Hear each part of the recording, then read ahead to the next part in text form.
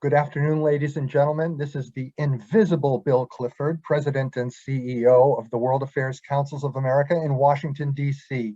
I apologize for a malfunction of my camera on my laptop, but I will conduct this very exciting program with Jan-Werner Müller of Princeton University by audio, and you will be able to interact with Jan later in the program. And again, forgive the awkward beginning.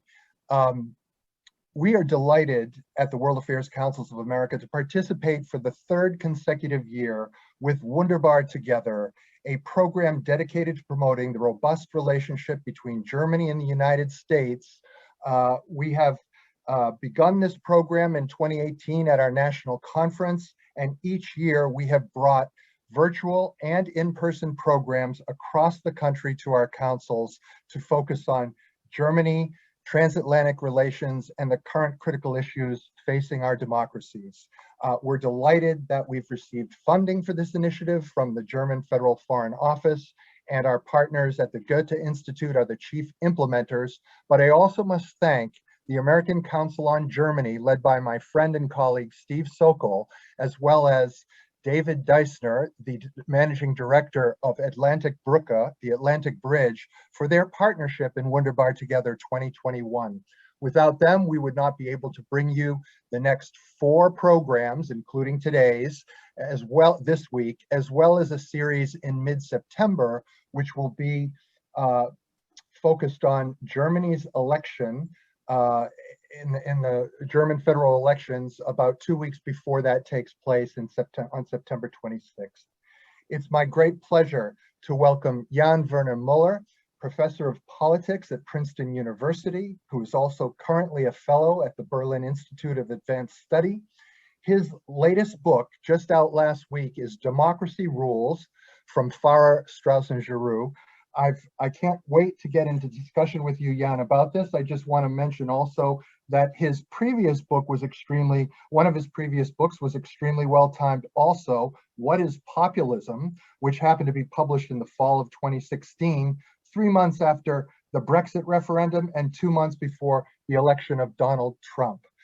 Jan, welcome to Wunderbar Together 2021. Again, I'm sorry we can't see each other, but most importantly, the audience can see you, and they will engage with you in about 20 minutes with our Q&A. The way to do that, folks, is to submit your questions either in the chat box or the Q&A, and I will pass them on to Jan as curated as I may do. So let's get started. Jan, welcome to the program.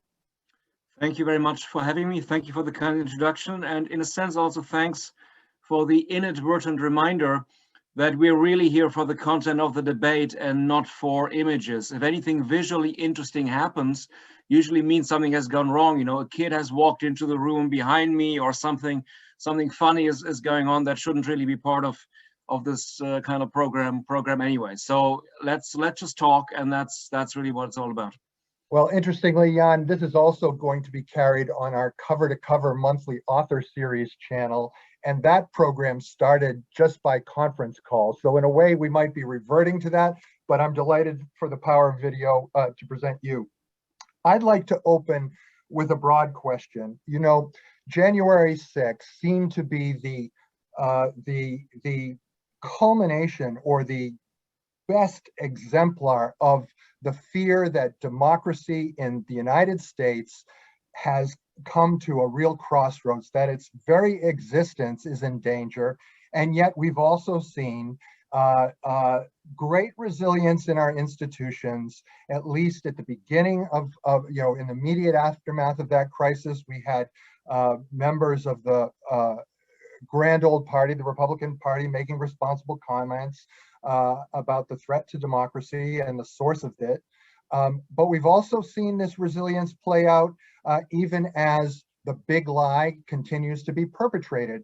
So what I'd like to ask you first is, really on the spectrum, where is this danger? How desperate or fearful should we be?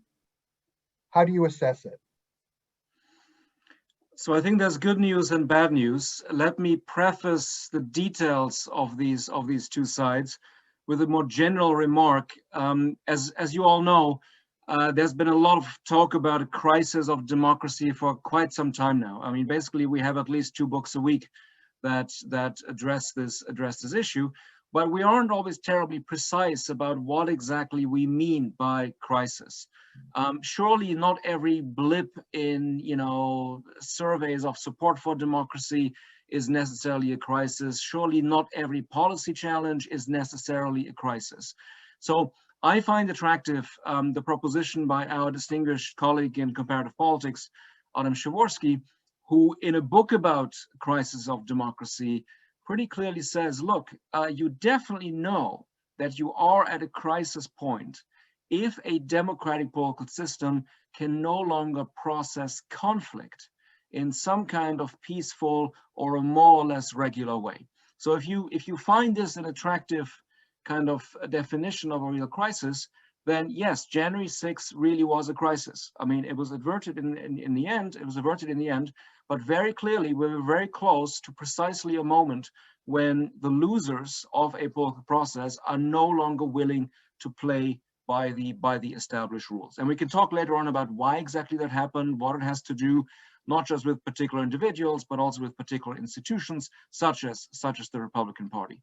But on the bigger question of where are we in general, I think on the positive side, on the good news side, I would mention 2 things. One is that, at least from my point of view, many of the surveys which have been publicized a lot also in recent years, according to which supposedly people are turning away from democratic ideals, millennials in particular are sort of disenchanted with democracy in general. I think a lot of that has been exaggerated. I don't see any clear indication that large parts of populations in established democracies really are comprehensively turning away from basic democratic principles. Yes, there's a lot of discontent, but given how often our democracies don't live up to their own ideals, that in a sense should be quite normal, and not any criticism of established democracies or even, let's say, governing elites is necessarily any sort of form of dangerous populism.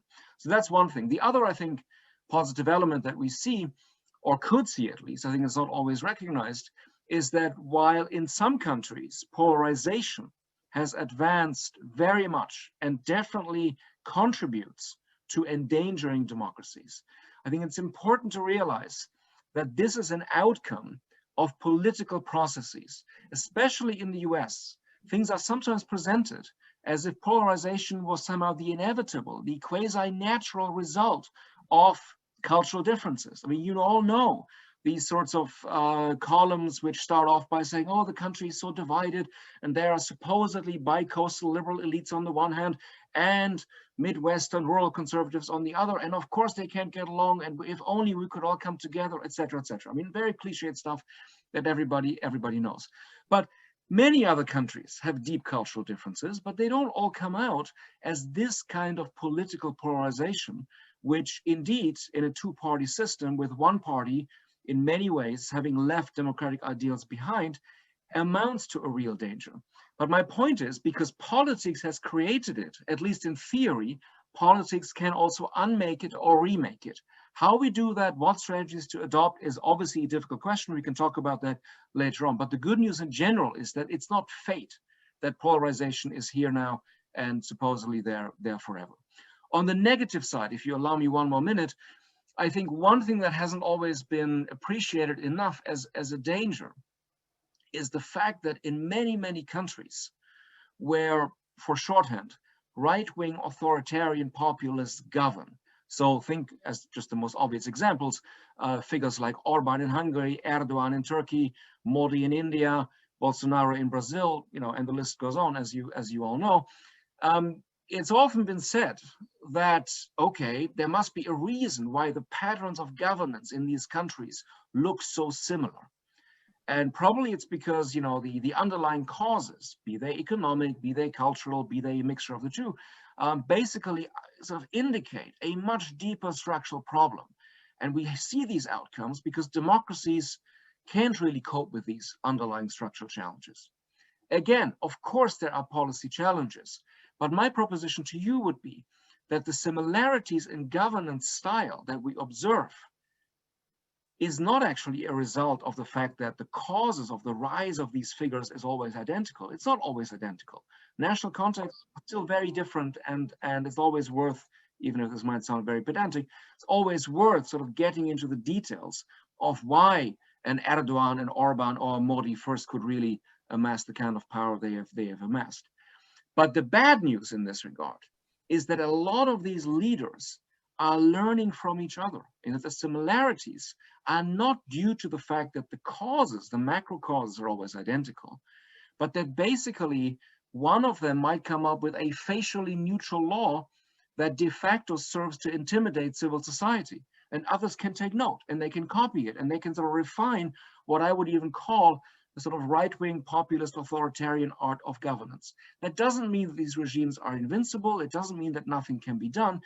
But I think partly against the background of a post-Cold War assumption that only democracies are learning systems, that we always make mistakes, we always screw up, but we are the only system that can correct mistakes, that can learn, and all the authoritarians are basically like the Soviet Union. They can't admit mistakes, they can't correct mistakes, they're all gonna end like the Soviet Union in 1991. That, I think, was a deeply ingrained post-Cold War, in the broadest sense, liberal illusion. And that has been disproven. And I think if in doubt, some of us are still in danger of underestimating these new authoritarian populists. So before I entirely slip into lecture mode, God forbid, I'll leave it at that, and I'm happy to follow up on any of this if anybody likes later on. That's very helpful, and I'm appreciative that you've talked about the variety of causes, and also that these are not, it's not one size fits all autocracy, but that they learn from each other and they refine. And so one of the things that you get at also is the limits, or the limits of the lessons of history.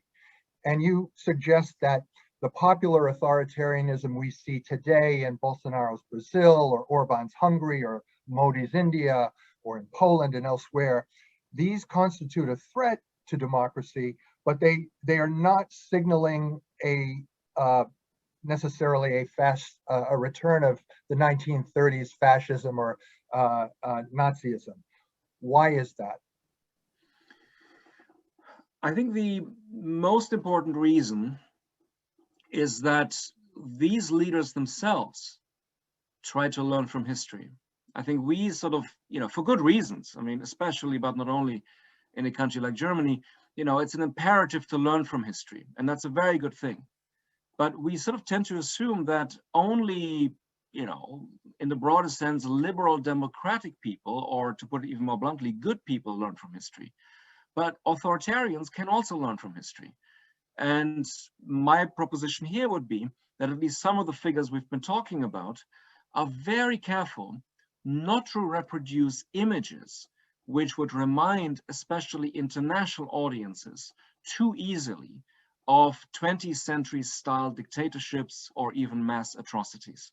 They kind of have their own red lines as to what can be done and what should not really show up on the TV screens in other countries. So that's why many of these regimes, I would say, could not really be called totalitarian.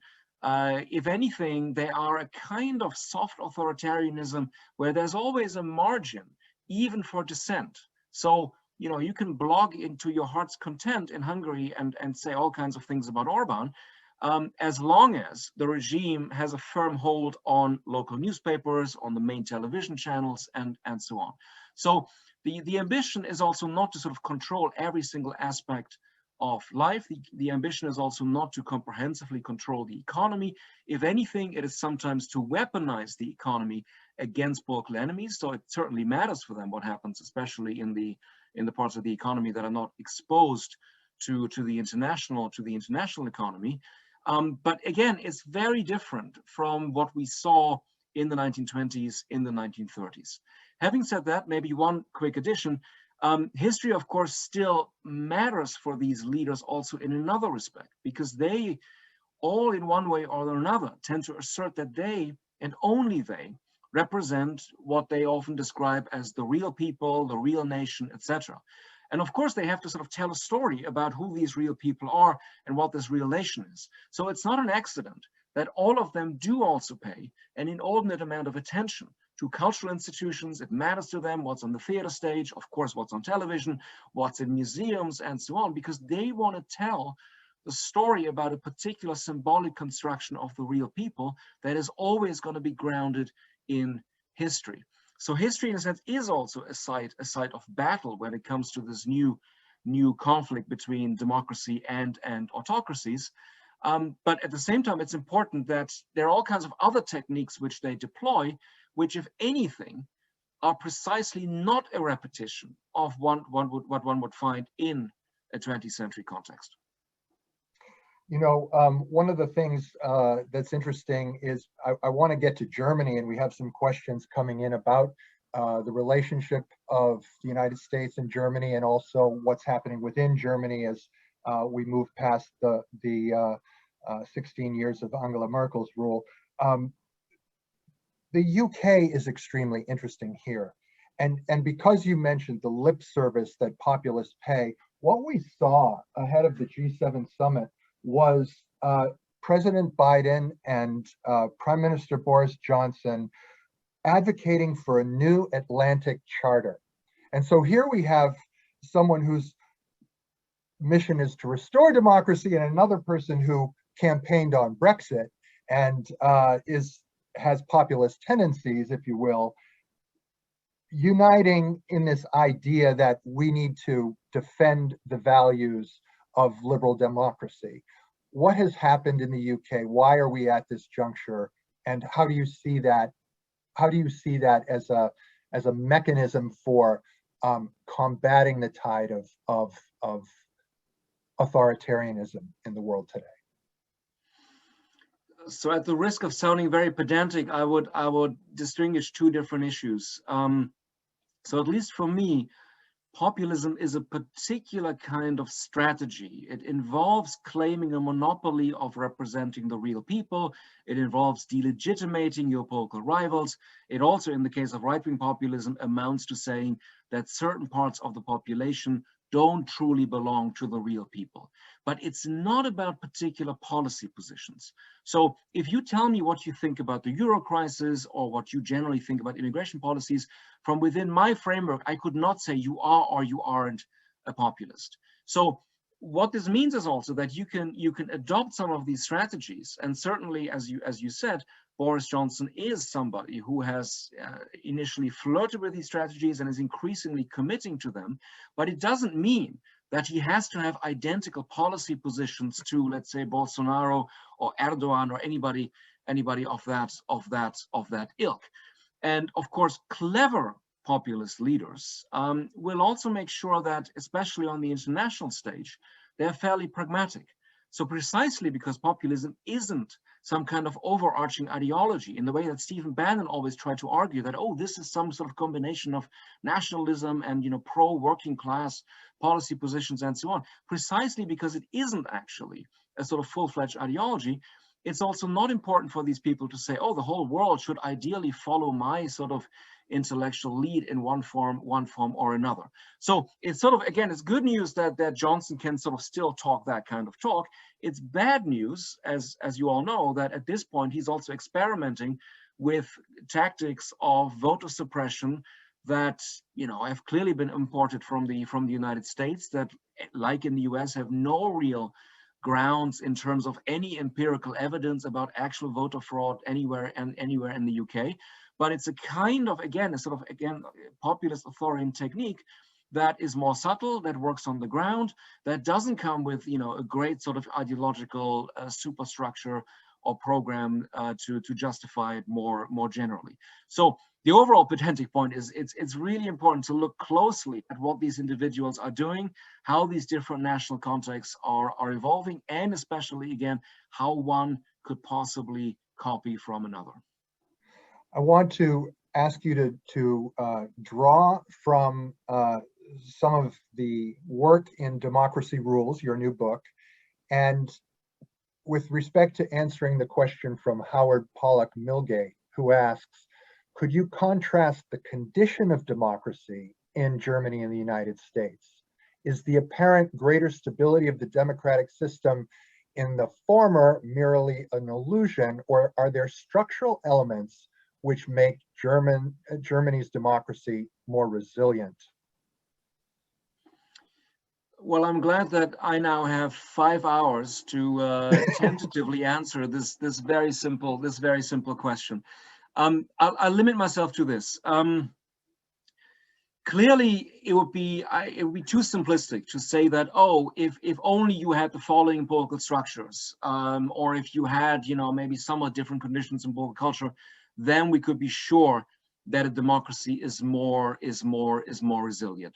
It's obviously always a very complicated interplay between very different factors, and the probably most fateful constellation we face in the United States today, and I'm of course not the first person to point this out, is a two-party system under conditions of extreme and asymmetric polarization, such that one basically has one party in a two-party system that, I mean, not every Republican, of course, but plenty of, very influential Republicans who are basically saying goodbye to very, very basic democratic principles along the lines of, those entitled to vote should easily vote.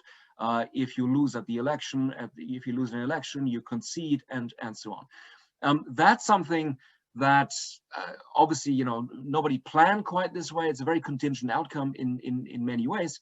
But it's not inherent in any of the sort of structures themselves. I mean, it's not too long ago that our colleagues in political science would have told us stories about how a two-party system actually encourages moderation, is better because it precisely avoids, the kind of extreme polarization in multi-party systems that we saw, in certain periods in the 20th century. I would just say one more thing that maybe is a more generally interesting lesson to be drawn from just the last couple of years, and that really revolves around a German-American contrast, and that I think has lessons for the US, but I think it's very uncertain at this point what exactly they are. So as many people listening in today know, the German Constitution has a clause, the so-called eternity clause, where basically it's prohibited, no matter how large your constitution changing majority might be, to basically tamper with any of these elements. And they include democracy, fundamental rights, and federalism. And I think it's fair to say that plenty of people within Germany sort of said, well, okay, democracy, fundamental rights, of course, but federalism, I mean, come on, if Bavaria disappeared tomorrow as a separate state, I mean, all the Bavarians listening in will hate me for this. If Bavaria disappeared tomorrow as a federal state, I mean, less folklore, but, would that really be a sort of hit to democracy as such?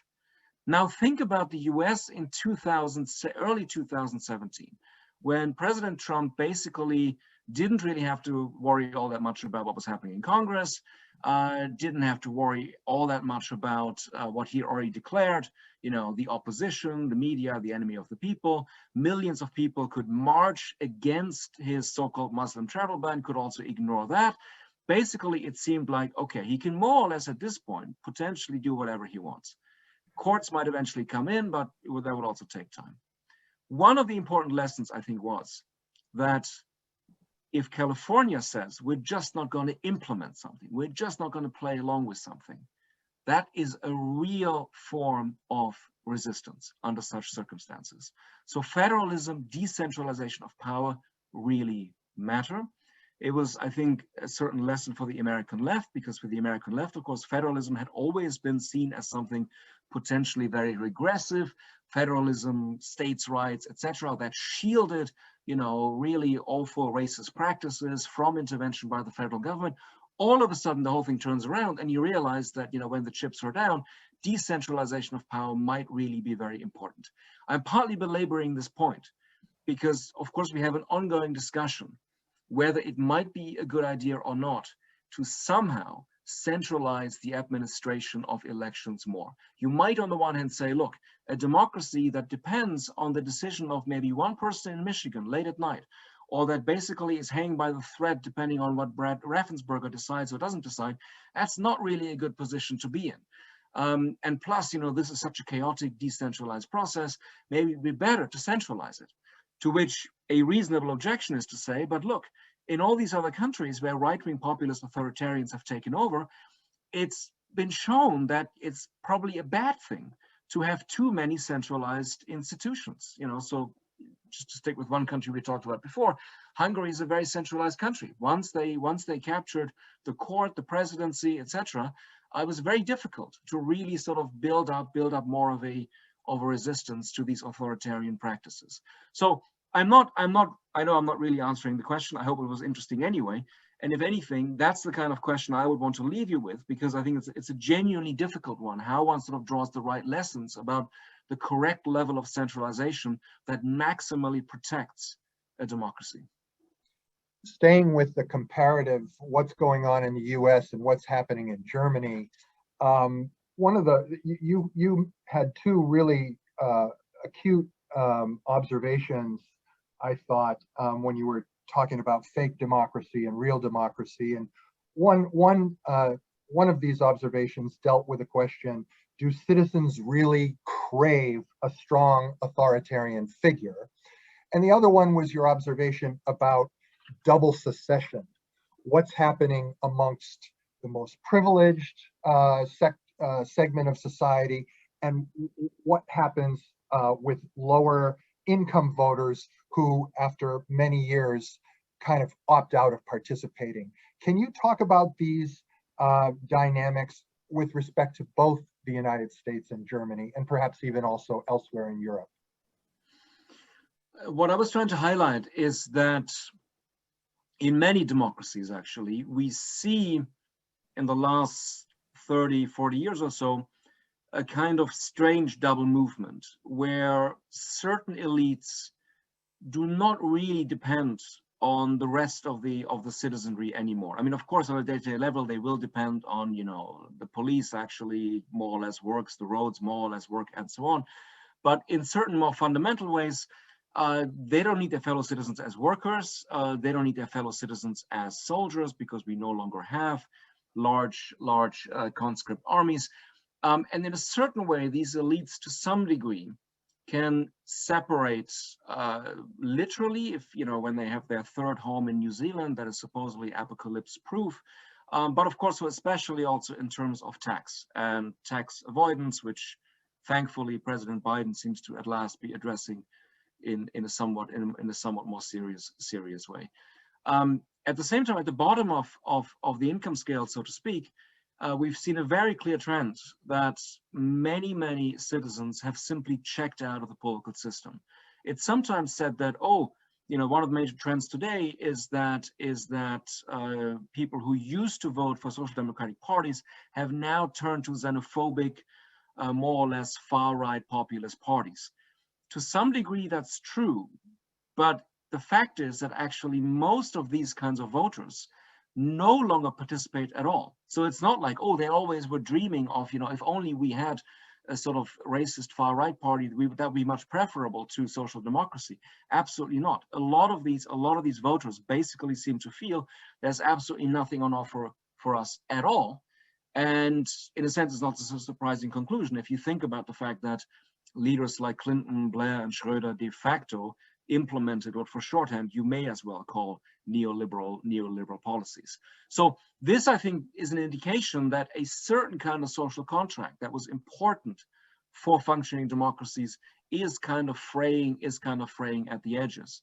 And in an ideal world, one would find ways both of, to put it bluntly, of sort of getting the rich back in to recommit to a common world, including a common world of infrastructure, of certain basic provisions, and so on.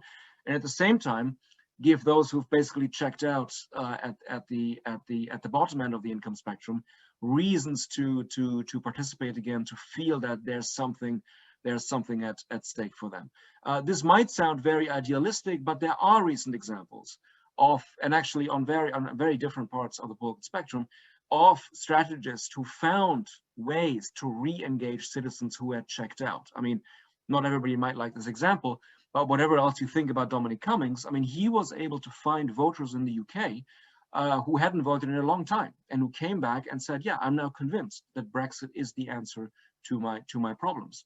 Or from another part of Europe, think of Podemos, the kind of left-wing upstart party in Spain, you might not like their economic policies, but it's an empirical fact that they got lots of really well-educated young people to come back into the political system, to basically, after they said, okay, at the height of the Euro crisis, the Troika decides everything, there's absolutely no point for me to go out there and vote, to get these people back at the polls. And you might say almost miraculously, not just to go back and vote for this party, but when that party lost, to go home and peacefully try for the next time. I mean, we've seen recent examples where this was not the case, but if you think back to the 1970s in Europe, there were also, lots of young people who were deeply disillusioned with existing liberal democracies, and they sometimes had very different ideas about what to do next, i.e. political violence of some sort or another.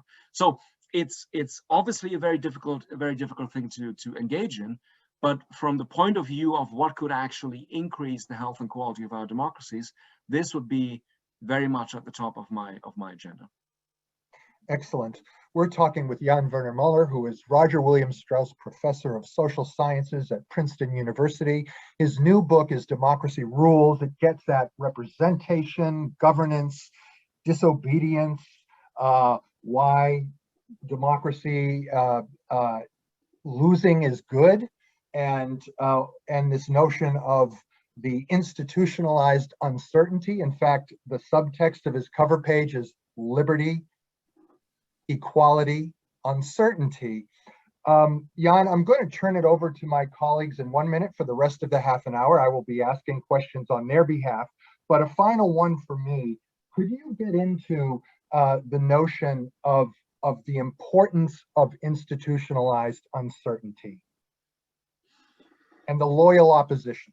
Yeah, so obviously, during the pandemic, which, as everybody knows, isn't really over, the last thing we wanted was more uncertainty. So obviously uncertainty is not a basic principle such as liberty or equality. I'm not putting them at the same level, but it is important to remember, and again, I refer here to the work of Adam Przeworski, it is important to remember that one of the distinguishing features of a functioning democracy is that there is certainty about the rules and procedures and uncertainty about the outcomes, such that, and again I'm riffing on Przeworski, such that a good democracy is partly constituted by the fact that governing parties lose.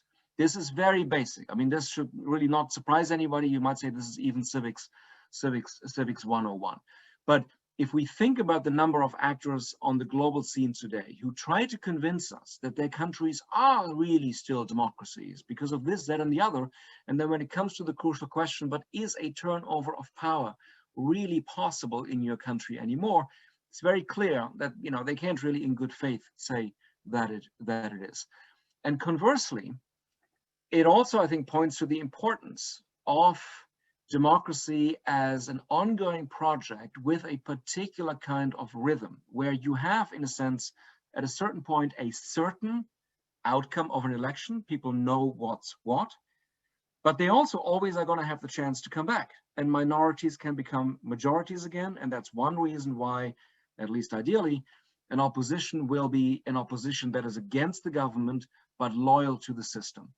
And maybe one less obvious point in this context is that if the institutions within democracy that are de facto meant to make this whole model work, in particular political parties, if they don't function anymore, if they become, for instance, transformed into personality cults in the way that it has happened with the Republicans in the United States, this whole logic doesn't work anymore, because a functioning political party would allow for something like a critical, loyal opposition, even within its own ranks, so that you're not told, oh, if you criticize the leader, you're a traitor, you cease to be a good member of the party. And you would have a longer time horizon, because you would be committed not just to a single person, but you would actually be committed to a program, to principles, such that you can say, look, it's too bad that we lost this time. Of course, we still are convinced that our principles are the correct ones, but we're simply going to work on convincing more people for next time that, that our program is preferable and better for the country and so on. Again, completely normal, obvious stuff, but something that maybe we just took for granted for too long. And all of a sudden we realize if these things don't apply anymore, that's really when democracy can fail, even though it's not the case that, large surveys would show us that, oh yeah, people officially want to be done with this whole thing.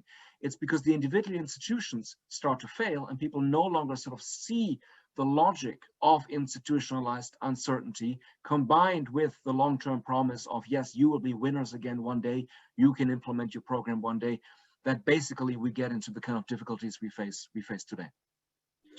I'm going to invite my friends not only at World Affairs Councils across the country, but also Warburg chapters of the American Council on Germany. And if you're from Atlantik-Brücke and you're up later than we are in Germany or in Europe, please do submit your questions as well.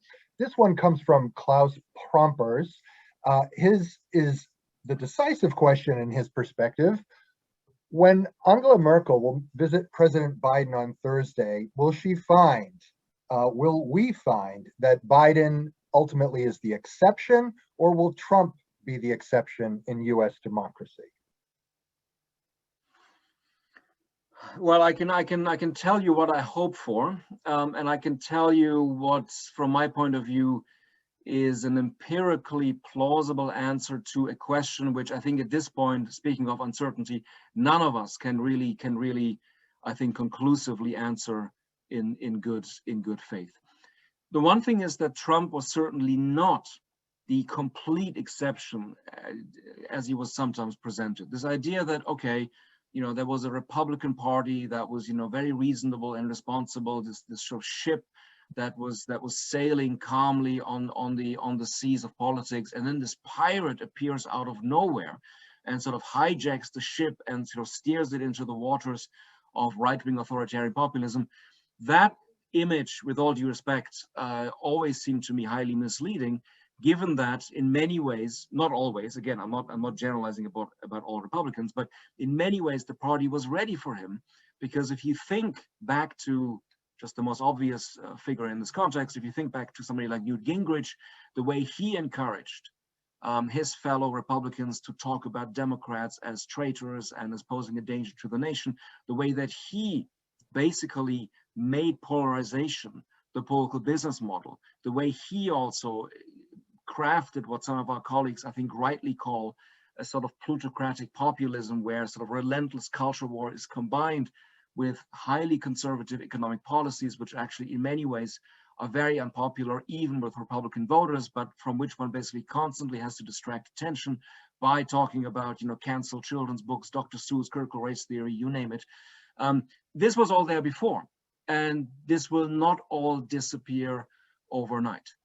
And in that sense, I think it'd be a fundamental mistake to think that, oh, Trumpism was all about Trump, and now that maybe he's gone, sort of that whole chapter is over. If you go back to the remark I was trying to make earlier about sort of what politics has done, politics can also undo. Clearly, there's always a bit of a chicken and egg problem here. But if one succeeds in somehow forcing more Republicans into genuine open competition, and less obviously, if both parties move away from the kind of determinism which basically tells Democrats, oh, demographic trends on our side, we don't even have to really think about any sort of particular policies anymore. I mean, I know it's a caricature, but just to get the point across. And if Republicans say, oh no, of course Puerto Rico must never become a state because we can never convince these people. If both parties, in a sense, admitted more uncertainty and engaged in more competition, then I think there'd be more of a chance for one side, at least, to become more normalized again. So again, that you might say that's a pious hope by a theorist of democracy, but I think that's the most plausible story one can tell about how Trump, in a sense, is not really the future. It was not the beginning of something; it was the end of something. Again, it's important to see the national differences here. Just because Trump is gone doesn't mean that Modi, Bolsonaro, Erdogan, etc.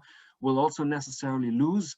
But in certain ways, it's hard for me to think that he really created an ideologically attractive package in the way that, let's say, Reagan did, such that many other people would really want to commit to this project long term. I mean, Reagan, after all, had Reagan Democrats. There are very few people, it seems, who really sort of genuinely joined the Trumpist side. I mean, yes, we can talk about some exceptions in the last election, but this was, I think, not comparable to the construction of a more long-lasting cultural hegemony. So, very clear answer by the end, yes and no. One of the reasons images, perceptions, and so forth won't change overnight is because of the role of the media. And specifically, there's a question from Gordana Pesakovic, which is, how do you view the role of social media as a promoter of democracy, threatening democracy, or something else? Let me make two points about this obviously very complicated topic about which we could also easily talk, for several days. So obviously, as everybody knows, we've seen a kind of swing of opinion in the last 10 years or so, from a time when, allegedly Facebook and Twitter were going to drive democratic revolutions everywhere, to sort of apocalyptic predictions according to which Facebook is fascism, social media will undermine democracies everywhere. The very fact that there's been such a swing is, I think, an indication that A, we don't really have good criteria for judging these developments, and B, some of us might be too tempted by conjuring up golden ages when allegedly, the role of news organizations was completely different, when new technological developments such as radio and TV only had beneficial effects and so on. And of course, there was no such golden age. And conversely, I think it's actually not that difficult to develop criteria which would lead us to a somewhat more fine-grained assessment of these developments, and which would basically also get us away from the temptation of a certain kind of technological determinism, where one sort of thinks that the technology as such will have this or that effect, when of course it's a much more complex constellation of particular business models. So social media is not identical to the kind of surveillance capitalism business model that Facebook happens to have. They're not the same thing. In theory, they can be separated. Social media is also not quite the same as the kind of monopoly power that the companies we all know have developed. Again, this in theory could be different. So in that sense, I think it's important to really sort of take a few steps back, think more about what does one actually really want from media organizations or platforms that allow people to connect in certain ways. And I probably won't have time to go into too many details. I would simply conclude that, at least from my point of view, the picture is somewhat better than it's nowadays often made out to be. But I'll add one more thought, if I may, and that is that traditional media, and television in particular, remain enormously important. We talked earlier on about these emerging autocracies. For all these leaders, it is of supreme importance that they control public television channels and that they intimidate private television channels at least enough to basically make sure that they don't become too critical.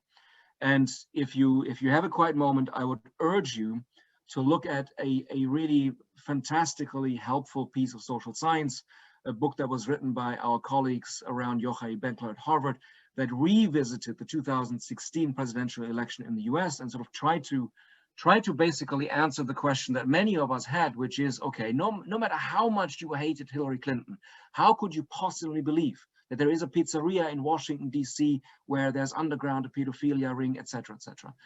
And long story short, their answer, which I think has important implications, is that yes, Facebook matters, yes, Russian interference matters, these things are not trivial. But what mattered a hell of a lot more is the emergence of what they call a self-enclosed right-wing media ecosphere, where basically it's not about news, but it's about political self-validation. And you all know, a so-called news station starting with F that is sort of central to that ecosphere. But the punchline is that this world was not created by new technologies. This world was created by regulatory decisions in the 1980s and 1990s. It was created by what was decided about, you know, the rise of talk radio. It was decided by how cable was going to be set up in the 90s. These were really the decisive decisions, which then basically led to a kind of sphere or public sphere structure into which then social media became inserted. But at least in the US, it's a very dubious proposition to say that, oh, everything was great and normal and responsible and reasonable. And then all of a sudden, you know, the people enter via social media and go crazy and everybody's a conspiracy theorist and we must reinstitute gatekeepers, et cetera, et cetera. That story is not plausible. It has much more to do with decisions that predate these technological developments. And the flip side of that, last thing I'll say, is that other countries which have a different structure when it comes to the public sphere. So Germany, I mean, obviously has plenty of problems, I'm not denying that, but still has a much more robust public media, has a different underlying sphere, public sphere structure in terms of how it's regulated, I think are less prone to some of the crazy things which, alas, we are seeing in the US today. Thank you. And for those who want to dive deeper into this question, on Wednesday, July 14th at 11 a.m., our friends at the American Council on Germany will host an event on defending democracy from misinformation and fake news as part of this speaker series, and will feature 3 experts, both from DC and in Germany. So look for that. Jan, this context, though, does raise this question that is kind of an elephant in the room question. Do you see this is from Gerard Doyle. Do you see the possibility of a brown shirt organization emerging in today's US or Germany? So I'll say something about Germany first, and I'll flag that this is a hypothesis. This is not something I can prove to you empirically. But one of the, for many people, surprising developments in the last couple of months or so has been the following. So we've seen enormous discontent with how the government addressed the pandemic. And of course, in a country with 16 states and 14 different coalitions, that meant that basically all parties except one, namely the far-right Alternative für Deutschland, were somehow implicated in that response to the pandemic. So it became very hard to say, oh, here's sort of the clear opposition, here's the kind of clear democracy-compatible alternative. One would have thought that this discontent was going to go in the direction of the one party that also very early on adopted sort of the freedom agenda, that was in favor of lifting restrictions, that, you know, seemed to be also inherently a kind of protest party. You know, how can I annoy Merkel and all the established politicians the most? I will vote for the AfD. And yet, they haven't done as well as many of our colleagues may have suspected. And my suggestion, and again, I underline it's only a suggestion, is that actually the fact that this party is now so closely associated with basically certain horrendous views about the German past, so the view that, oh, the 12 years of National Socialism, according to one of the leaders of the party, was simply bird shit, so it was a detail, it didn't matter, you know, German history in general is glorious, and so on. The fact that the party is now so clearly seen as being in that, if you like, brown corner, I would have thought might also put a lid on their support.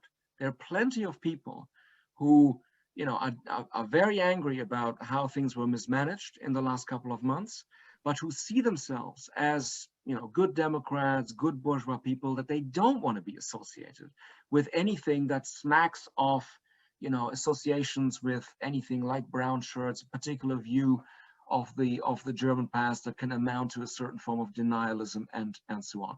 So again, it's sort of good news and bad news. It's bad news, obviously, that now it seems 4 or 5% of Germans are kind of okay with that agenda and are sort of now committed. On the other hand, the past, quote unquote, might still save us in a certain way, because it puts a lid on how much support a party like this can get. Partly because they've been less skillful at doing what other far-right populist parties, I mean, think of Marine Le Pen, have tried to do, which is to sort of very clearly distance themselves from Holocaust denial, all of a sudden discover that they're also the defenders of women and homosexuals against, you know, the Islamic threat and so on. So that's not really what I think has happened in the German context. So tentatively, very tentatively, I would say that yes, it's a dangerous situation. If you look at the number of violent acts committed by right-wing actors, it's a shocking number. So I'm not saying that we should rest content with the situation as it is, but the scenario that some people created 1 or 2 years ago, that now, given that everybody else was kind of implicated in many ways not very successful response to the pandemic, that this was going to be an automatic boost for the far right, maybe that was also too simple in certain ways. And as for the US, I mean, many of you will remember the famous saying that you know, if fascism ever comes to the US, it will come in the form of Americanism. It will clothe itself in a particular way that, you know, ostensibly makes it very compatible with arch American ideals and cultural practices. As said earlier, I don't really think it's very helpful to bring in the fascism analogy. Yes, there's plenty of racism out there, but the kind of ambition to systematically create racist states or to systematically engage in cults of violence in the way that historically fascist leaders did. I mean, it's not an accident that all fascist states eventually went to war, that they all tried to mobilize their societies, regiment their societies with a view to political violence. I don't think these are very helpful parallels to draw. Again, that's not to say, oh, and therefore everything is fine and not to worry. Absolutely not. That's not the point of what I'm trying to get across. But I think we should not sort of think of brown shirts as the most helpful reference point in terms of how we form our judgments, political judgments today. Very good. I do take your point that really a lot of what's going on is mostly a domestic problem, but we do have the interference from authoritarian regimes like Russia and China. We do have their competition on the world stage, although not to the same level as they don't gather the way the G7 or the G20 finance ministers do to undertake to solve problems collectively in any meaningful way at this point. But let's look internationally, and let's look at China as the chief emerging rival of the West.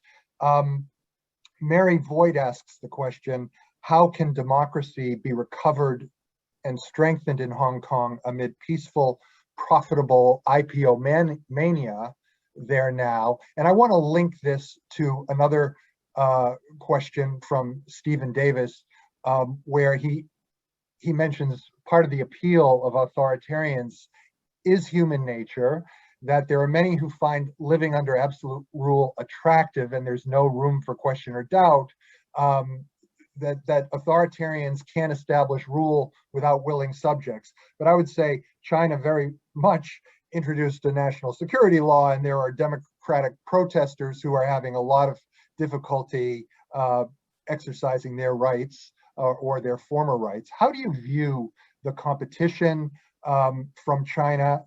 How do you view the tools at the disposal of Western democracies to combat this kind of thing at home and abroad? Yeah, very good, but just to say difficult questions. So I'm more skeptical about the proposition that so many of our fellow citizens have these, you know, cravings for strong men and so on. Yes, some empirical evidence is there for certain authoritarian thought patterns, no doubt. But I think we are sometimes tempted to kind of read certain outcomes back into collective desires, even though these desires weren't really there. If you think about some of the figures we talked about earlier, so Erdogan, Orban, Modi, let's say, these people didn't initially campaign on the promise of, I'm going to create an authoritarian state where everybody is told what to do, and you know, you're going to have the strong hand and so on. Orban in 2010 in Hungary basically said, look, you know, socialists are corrupt and discredited because of their economic policies. We have a two-party system. Now it's time for us again. Never said that he was going to create a new constitution, never said that he was going to dismantle the rule of law, and so on. Modi as well, for a long time, basically said, look, you know, I'm a great guy for business. Vote for me. It's going to be a great boom, and so on. It's only later on that they really sort of, you know, make it clear that, okay, the real strategy is going to be all out Hindu nationalism, or the real strategy is going to be basically radical reduction in media pluralism, party pluralism, and so on. So I think we should be more careful with sort of blaming our fellow citizens for some of these outcomes. Plus, maybe less obviously, it matters that a lot of these regimes are very careful, of course, to leave people plenty of freedom in terms of, forgive the crude formulation, consumer capitalism and all kinds of other things. Again, this is not, you know, 20s or 30s style totalitarianism where you're told, you know, today we're going to march up and down the street all the time because that's such a great thing to celebrate the glory of the leader. There are lots of freedoms, quote unquote, and I think these regimes wouldn't really work if they truly started to say, okay, now it's going to be all out strongmen rule. That's not an excuse for them. That's not to say that, again, it's not to say they're invincible, but again, I think it's important to look at the differences. Beyond that, I think one of the really tricky issues clearly is that plenty of the regimes we've talked about, plenty of the established or emergent autocracies have benefited from trade with Western companies. They've benefited from all kinds of enablers, be it the real estate industry, be it the banking industry, be it the second passport industry, which allows them to kind of lead, I mean, the leaders, the elites, to lead a kind of global life that was certainly, for instance, not possible for Soviet leaders during the Cold War. So to put it very pointedly, I mean, if you believe a book that some of the German speakers may have seen recently, Robin Alexander, who's kind of the German Bob Woodward, yeah, so two people meet, and then he tells us, you know, what these two people said to each other in a closed meeting. He tells a story about how, you know, in 2019, Merkel flew to China, and of course there was a big delegation from German industry, and they, if we believe his story, in the end, these industry leaders took a vote on whether, you know, should they say more about human rights or not? Should they bring this up? And you'll be surprised to hear, in the end, the vote was for no, we shouldn't really go there, because Germany has done extremely well during the Euro crisis because of, you know, all the customers in China for machines, cars, and so on. So if we want to talk seriously about this, then that's something we eventually have to address. We have to address the fact that, you know, while Orban rails against neoliberalism and multinationals in the EU, he provides German car companies with, you know, what some people call Chinese conditions in the middle of Europe. So no trade union, pesky trade unions, no problem with environmental issues if in doubt, and so on. So that could be, of course, a different kind of leverage if one were willing to go there. But I see very few democratic leaders who are willing to do that at this point. Jan, we have a plethora of questions. We're nearly at 3 o'clock, and I want to be respectful of your time, but if you're willing to take one more, I'd like to pose it. Absolutely, and then sure. I will then make some brief announcements about upcoming programs. This is from Megan Smith, an intern this summer with the World Affairs Councils of America. And I wanted to save her for last, not because young people shouldn't be at the front of the line, but I want to get to young people with you as a professor. So Megan's question is this: what do you believe to be the most important factors to reverse democratic backsliding, whether in the context of the US, Europe, or other countries? And my addition, to piggyback on that question, how are you finding Megan's generation, young people that you're teaching, and their enthusiasm or lack thereof for democracy today? So I really don't believe that there is a lack of enthusiasm, or that young people don't want to get engaged in politics and so on. I mean, we've just seen in this country an incredible level of mobilization in 2020, which is not to say that everything is great in this regard. We can certainly discuss many of the different sort of normative elements in play, but this kind of sometimes very sort of casual maligning of millennials and younger generations and so on, I think is simply unjustified. The two things I would say, and this can sound very old-fashioned and boring, is not to underestimate the importance of political parties. I think for a long time there was a sense that, look, you know, movements are more interesting, they're more flexible, there are more interesting things you can do. Parties, you know, who wants to go to party meetings? Many of us remember, you know, Oscar Wilde's famous quip that the problem with socialism was that it took too many evenings. I mean, those who've spent, you know, maybe evenings in social democratic parties where basically whoever lasts the longest is going to win the argument, you know what he was getting at. But they remain incredibly important institutions in a democracy. They fulfill certain functions which no other institutions, including movements, can really fulfill. And what we've witnessed in some countries is precisely the decay of political parties, their transformation into cults of leadership, erosion of pluralism within parties. At the risk of sounding overly patriotic, I think it's a very good thing that the German constitution, for instance, explicitly basically says parties have to be internally democratic, because if you're internally autocratic, there's much more of a chance that when you come to power, you're also going to turn out to be autocratic at that level. So don't underestimate the importance of these institutions as one thing. The other thing I would say is that basically across the West, and this actually has something to do with the question of competition with China, which has just come up. Across the West, we've seen a horrendous diminishing of serious civic education. Again, this can sound very old-fashioned. You know, here somebody comes in and in elementary school explains to you the three branches and so on. But the fact that this has been crowded out so comprehensively in favor of, you know, science, math, all the stuff that supposedly really is going to help us in the 21st century, and both at the level of basic teaching about how government works, but also at the level of what you remember John Dewey always highlighted as, you know, the school as a place where you learn how to do democracy, where you learn how to debate, where you kind of engage in certain practices that can be conflictual but respectful at the same time. This has been, you know, so sidelined because people say, oh, but this is all soft and not really important, and, you know, let's sort of not waste too much time on this. That's something that I think would make an enormous difference. That's not immediately going to, you know, stop any of the larger developments in terms of autocratization that you also hinted at. But in terms of what can one do also on a local level, on, you know, where some of us might actually have some influence, I think that really matters, and we should push back against these sort of technocratic leaders who basically tell us that no, there's always something else. STEM is always going to be more important, and the other soft stuff, you know, is really for nothing. So that's my, you know, not exactly rebel-rousing appeal at the very end, but that's what my one concrete suggestion I would also leave you with.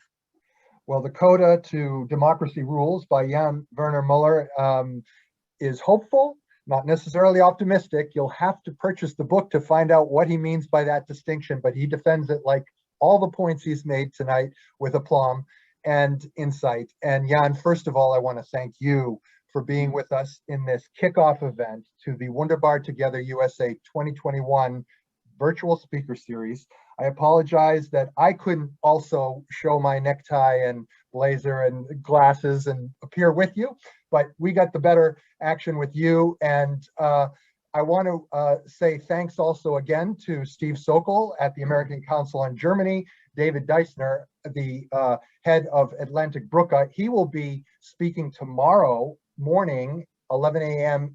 Eastern time, at an event hosted by the World Affairs Council of Charlotte with Anne Applebaum, the historian and writer. In addition, we have experts in the afternoon, Daniel Ziblatt, a professor of government at Harvard University, and Paulina Freulich, head of the Future of Democracy program at Das Progressive Zentrum in Berlin, a think tank.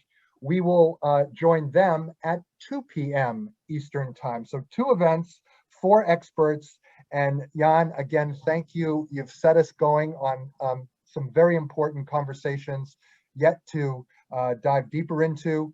And to everybody who joined today, thank you for your questions. Please join us tomorrow and Wednesday for Wunderbar Together. Thank you.